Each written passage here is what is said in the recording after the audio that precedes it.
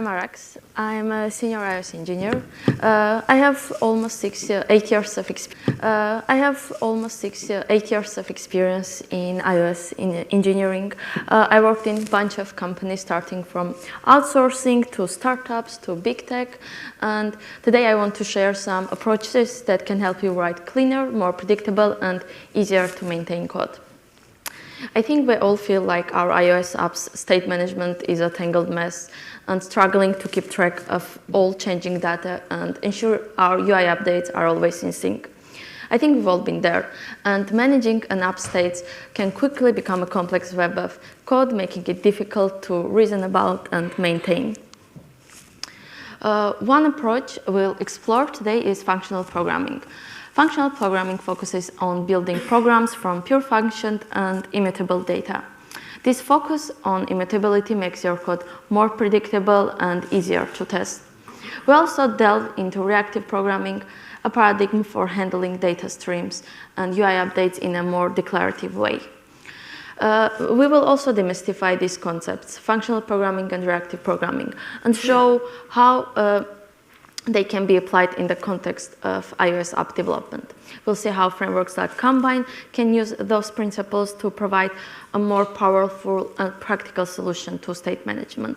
And finally, we'll dive into some hands-on examples. We'll compare traditional state management approaches with the functional and reactive approaches we've discussed. So let's delve into the core principles of functional programming that makes it a powerful tool for state management in iOS apps. Functional programming is a programming paradigm that treats computation as the evaluation of mathematical functions and avoids changing state and mutable data. This approach emphasizes the use of pure functions, immutability, and high-order functions to create more predictable and reliable code. One of the core concepts introduced in functional programming is immutability. Imagine building a house of cards. When looking to it through the lens of functional programming, adding a new card creates a new structure, not modifying the existing one. This concept of immutability is a core principle in functional programming. In state management, it means we don't directly modify our data, instead we create a new state object with the desired changes. This eliminates the risk of accidentally mutating the data and causing unexpected behavior. So our data is immutable, new state objects for any updates. Here is a simple example. In traditional approach, we directly modify the task array. In functional programming, a functional approach, the add function creates new array with the updated data, leaving the original tasks array untouched. Another key concept is pure functions. This function always produces the same output for a given input without any side effect. They don't modify global state or interact with external resources. This makes them predictable and, again, easier to test. So, as for pure functions, we have consistent output for same input, no side effects. Here is the traditional update function, update task. Function modifies the global tasks array, making it an impure function. And the functional approach creates new copy of the array with the update, ensuring consistency and avoiding side effects. Another key concept is first-class and higher-order functions. Functions in functional programming are first-class citizens, meaning they can be assigned to variables, passed as arguments, and returned from other functions. Higher-order functions are functions that take other functions as arguments or return them as results.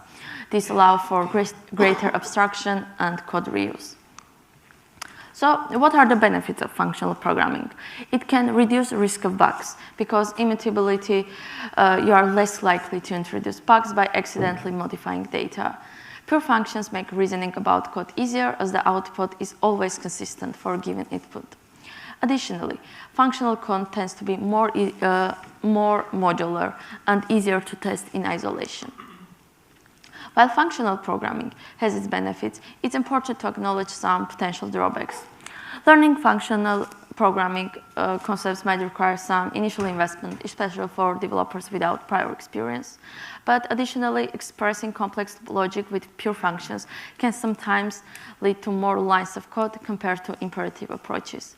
However, the benefits in terms of code maintainability and predictability often outweigh these drawbacks.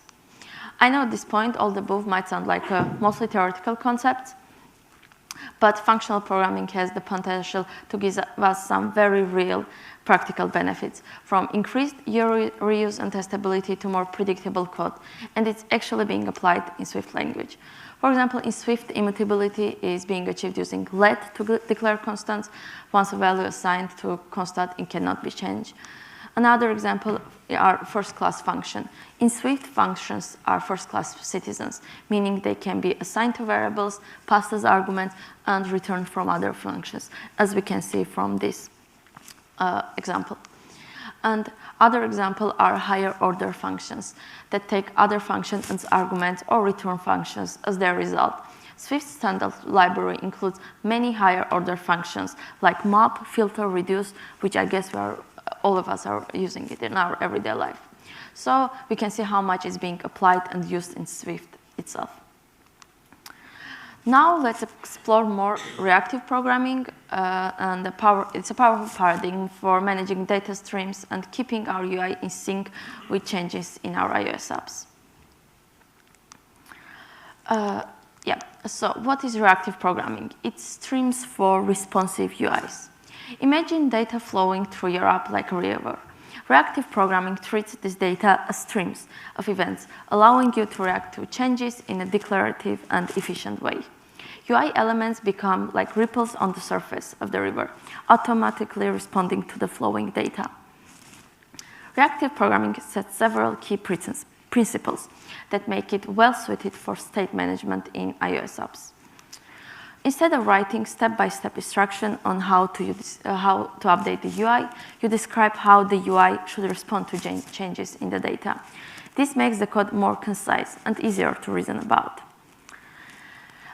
Also, data as a streams. Imagine a stream of network data arriving in chunks or user interaction events happening one at a time.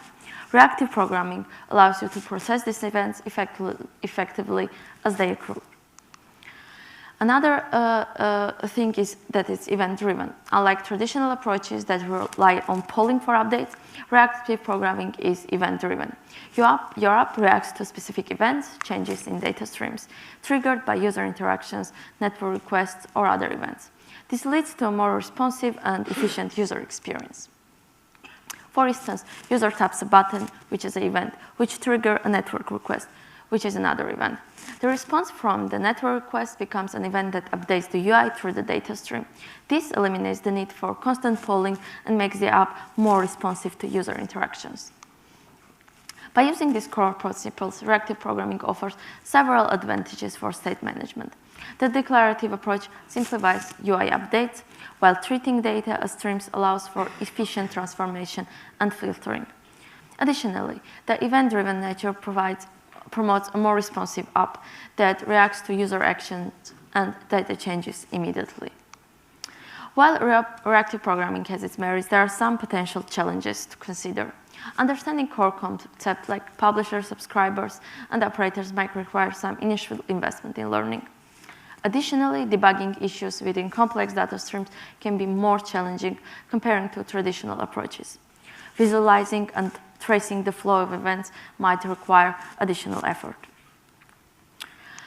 In my career, when I started iOS engineering, there were a lot of reactive programming libraries or internal tools that I used. First, we had Reactive Cocoa. I think I was using it in 2016. Then we got Reactive Araks Swift. Then in 2019, they introduced Combine. Then we got Observation Framework last year. And today, I'd like to more focus on Combine, and then we will compare about other approaches that is used together with Combine.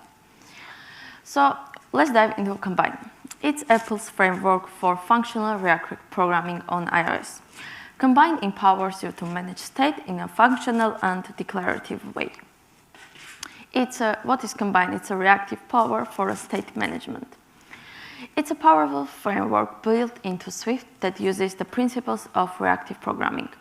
It provides a way to define data streams, which are publishers, that emit values over time, and allows you to react to those changes using subscribers. Imagining a stream of events going through our app, Combine allows us to define what events are emitted, publishers, and how different parts of our app react to those events, which are subscribers. This approach promotes a more declarative and reactive way to manage your app state. Combine offers several key functionalities that make it ideal for state management. Think of a publisher as a source of data, like a newsfeed that emits new articles. Subscribers are like readers who react to new articles being published. In our state management context, the publisher could be a state object that emits updates whenever the state changes, and the subscriber could be UI element that updates itself based on the new state. Combine provides a rich set of operators that allow you to transform and manipulate data streams. You can use operators like map to transform values, filter to select specific events, or combine latest to merge multiple streams.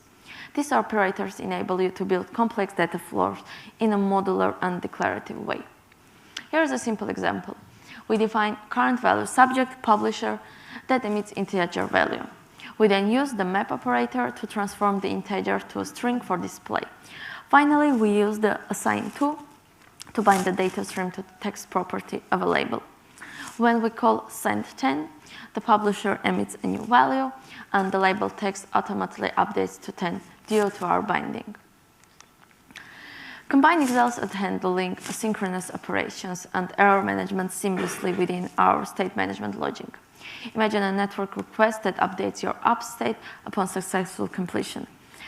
Combine allows you to integrate those asynchronous operations within your data streams. Additionally, Combine provides built-in error handling mechanism to gracefully handle potential errors during data processing or network requests. By using Combine, we gain several advantages in our state management approach. The declarative nature of Combine simplifies UI updates, as UI elements automatically react to changes in the data streams, and additionally, Combine integrates asynchronous operators seamlessly with our state management logic. Furthermore, Combine provides built-in error handling and cancellation mechanism, leading to more robust and maintainable applications. While Combine offers significant benefits, there are some potential considerations.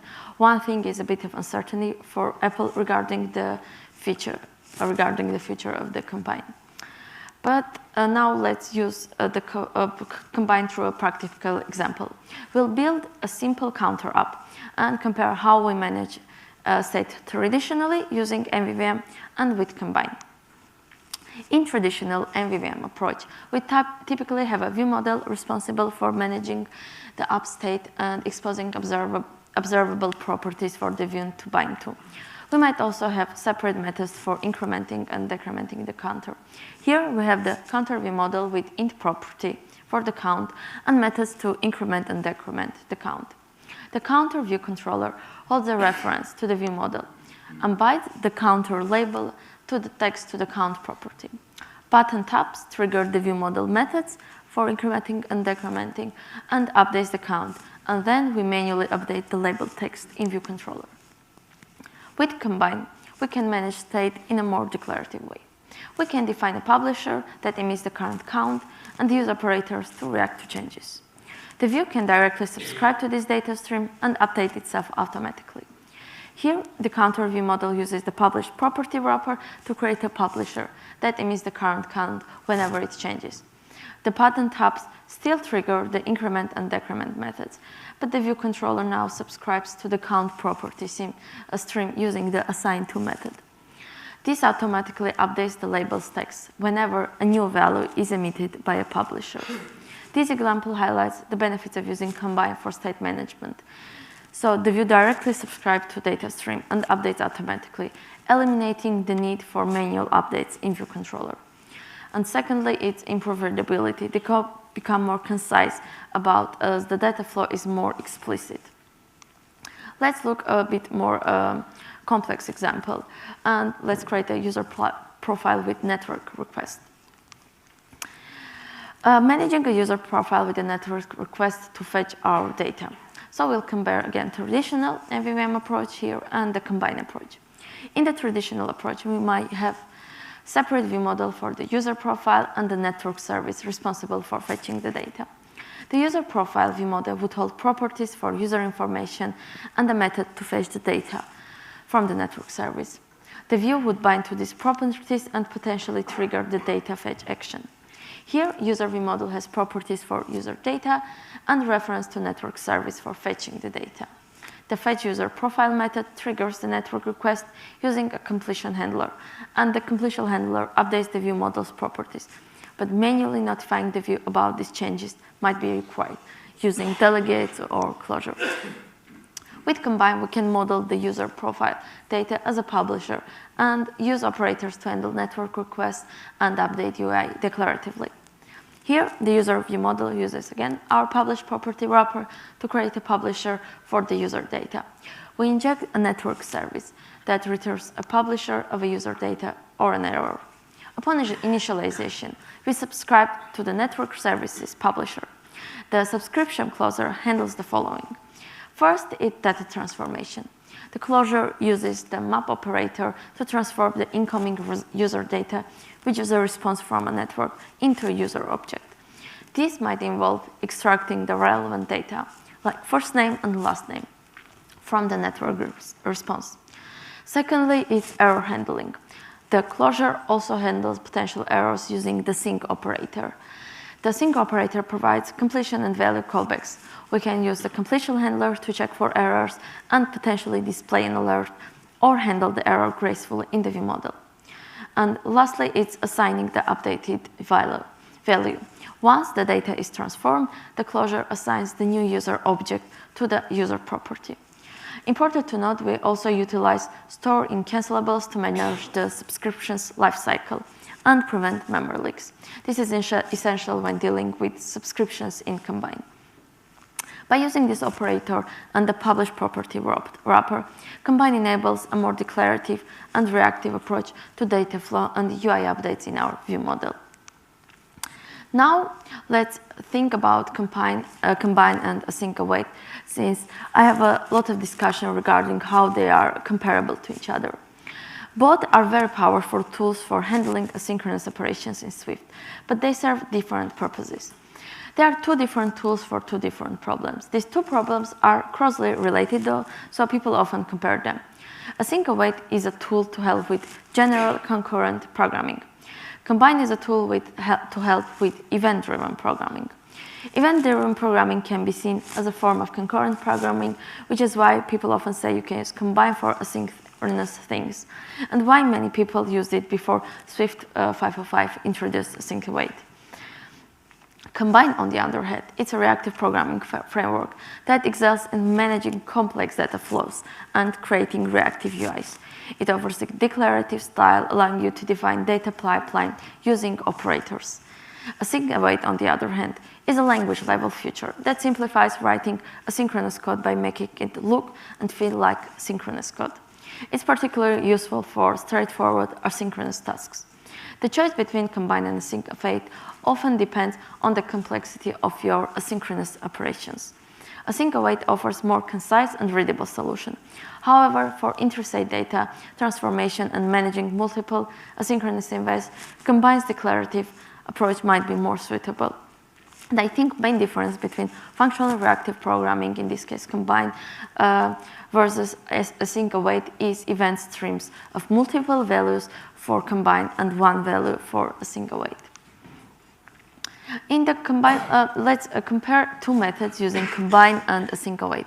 In the first example, we have a first block uses Combine, and the code is slightly less complex. The addition of map, decode, and map error help make it more readable, so we see what's happening. In the async await code block, it's on the plus side, it's less code, and it's also easier to understand what the code does. It sets the paths, it creates a request, and makes the call, and sends the data back. So here, in this kind of example, the differences is not very visible. But the comparison of these approaches really becomes clear when we look at it at the synchronizing calls inside of the same functions. As you can see, the result of the first call, getting a list of restaurants, let's say by the name, must come back to complete the second call, getting a list of restaurants have the same category as the initial result. Managing the response from the initial call is rather difficult, and especially if we need to obtain sensible information about an error when something goes wrong. That difficulty only increases when we become reliant not only on a successful response, but also rely on the data as a result of the second response to power the second request. And here is the example of using the same with a single wait, which you can see is way more different than using combined approach and way more shorter. So it's important to note, another comparison I wanted to take is comparing combined with recently introduced observation framework. It's important to note at this point that combined is not the only event-driven programming framework for Swift. Observation was introduced as part of WWDC 23, which is an environment-independent framework. Combine only runs on Darwin system, which has iOS, macOS, iPadOS, etc., while the Swift observation can run anywhere that Swift language can run. So yeah, we received observation. One important point regarding using observation that it's available from iOS 17 plus. So I know not everyone has possibility to use the latest iOS in their application, but if it's the case, that's a nice framework to use. So let's compare also the observation together with the combine. So for comparing it, let's kick things off with an example of how we've been building SwiftUI applications so far. Let's create a simple app containing just a text element and a button. We'll throw in a counter with an initial value of 0 that increases with each button click and print out that value inside our text element. To make it slightly more demanding, let's use MVVM as an architectural pattern. This means we should put the counter logic inside the view model, keep the business logic outside of it. By using combine inside our view models, we can mark the variables as published, allowing view models to communicate the changes back to our views and make them re-render their user interfaces whenever a change occurs.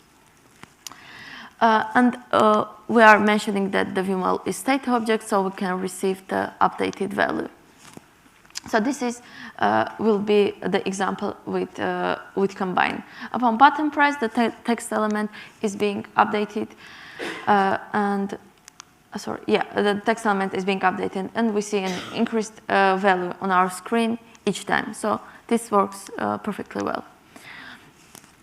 But now let's look at the observation, and this is the documentation that we are giving. So the documentation that we have. To declare a type as observable, we need to attach the observable macro to the type declaration.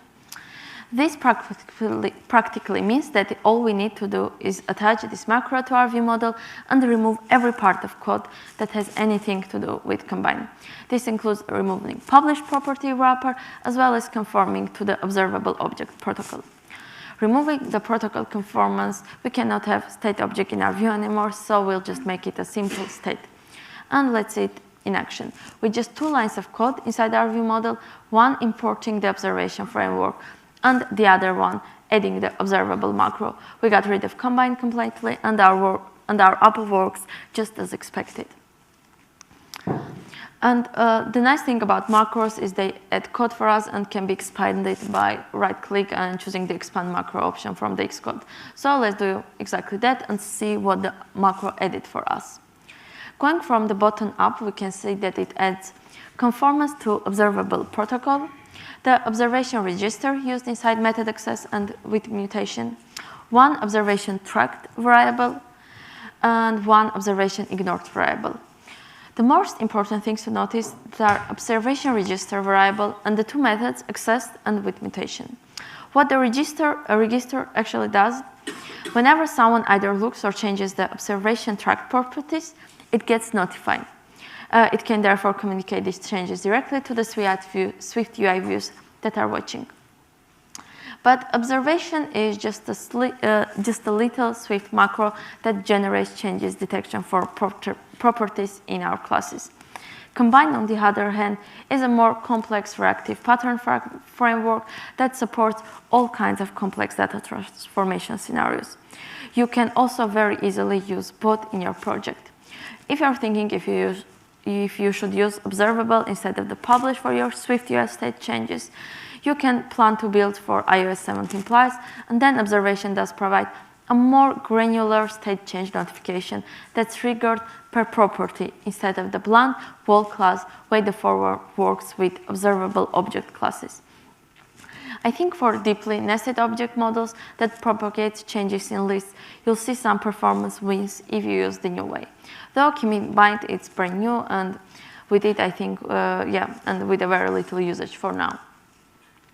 So let's recap some key takeaways from today's exploration of functional programming, reactive programming, and their application to state management in our iOS app. We explored how functional programming principles like immutability and pure functions can lead to more predictable and maintainable code. We also saw how reactive programming allows us to manage data streams and UI updates in a more declarative way, simplifying how our apps react to changes. Finally, we introduced Combine as a framework that embraces those concepts and provides a powerful toolkit for state management in iOS development, but also looked in comparison with single weight and observation. It's essential to consider the trade-offs between the approaches and choose the one that best aligns with your project requirements. So what I will suggest is explore other frameworks for reactive and functional programming. It's not only Combine out there. I understand that you need to think twice before adding any third-party library, and you should be cautious, but just experiment and test, and does it work for your use case? Don't be afraid to try new tools. Explore other libraries to find the best fit for your project. There are many resources available online to help you deepen your understanding. Very important to balance efficiency with simplicity. While frameworks like Combine can streamline development, avoid over-engineering, there are cases where simpler solutions are more suitable. We shouldn't try to over-engineer something just for the sake of using it. There will be cases, and a lot of them, that just adding Combine will make things complex, non-readable, and overkill. For some cases, using similar libraries will unlock for you many new ways of development. And that was what was my experience. And more importantly, enjoy the process. Engineering should be fun. If it's not pivot, explore alternative code strategies.